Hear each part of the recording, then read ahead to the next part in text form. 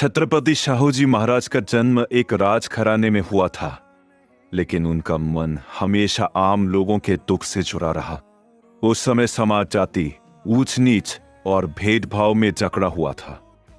जहां शूद्र और अतिशूद्र समाज के लिए शिक्षा और सम्मान सिर्फ सपना थे। शाहूजी ने इस अन्याय को चुपचाप देखने के बजाय उसके खिलाफ खड़े होने का साहस दिखाया। उन्होंने सबसे पहले शिक्षा के दरवाजे सभी के लिए खोले और कहा कि बिना शिक्षा के कोई समाज आगे नहीं बढ़ सकता। उन्होंने पिछड़े, दलित और वंचित वर्गों को आरक्षण देकर बराबरी का अधिकार दिया, जो उस समय एक क्रांतिकारी कदम था। जब डॉक्टर भीमराव अंबेडकर को आगे बढ़ने के लिए सहयोग की आवश्यकता थी, तब शाहूजी महाराज ने उन्हें खुला समर्थन दिया और उनकी प्रतिभा को पहचान कर आगे आने का रास्ता बनाया। सत्ता उनके लिए अहंकार नहीं, बल्कि सेवा थी, और राजा होने के बावजूद उन्होंने खुद को समाज का सेवक माना। छत्रपति शाहूजी महाराज ने अपने कर्मों से साबित कर दिया कि सच्चा राजा वही होता है जो आखिरी पंक्ति में खड़े इंसान को भी इंसान समझे।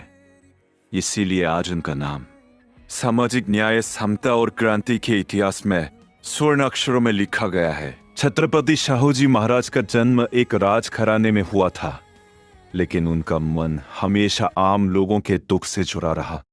उस समय समाज जाति, ऊंच नीच और भेदभाव में जकड़ा हुआ था। जहां शूद्र और अतिशूद्र समाज के लिए शिक्षा और सम्मान सिर्फ सपना थे। शाहूजी ने इस अन्याय को चुपचाप देखने के बजाय उसके खिलाफ खड़े होने का साहस दिखाया। उन्होंने सबसे पहले शिक्षा के दरवाजे सभी के लिए खोले और कहा कि बिना शिक्षा के कोई समाज आगे नहीं बढ़ सकता। उन्होंने पिछड़े, दलित और वंचित वर्गों को आरक्षण देकर बराबरी का अधिकार दिया, जो उस समय एक क्रांतिकारी कदम था। जब डॉक्टर भीमराव अंबेडकर को आगे बढ़ने के लिए सहयोग की आवश्यकता थी, तब शाहूजी महाराज ने उन्हें खुला समर्थन दिया और उनकी प्रतिभा को पहचान कर आगे आने का रास्ता बनाया। सत्ता उनके लिए अहंकार नहीं, बल्कि सेवा थी, और राजा होने के बावजूद उन्होंने खुद को समाज का सेवक माना। छत्रपति शाहूजी महाराज ने अपने कर्मों से साबित कर दिया कि सच्चा राजा वही होता है जो आखिरी पंक्ति में खड़े इंसान को भी इंसान समझे।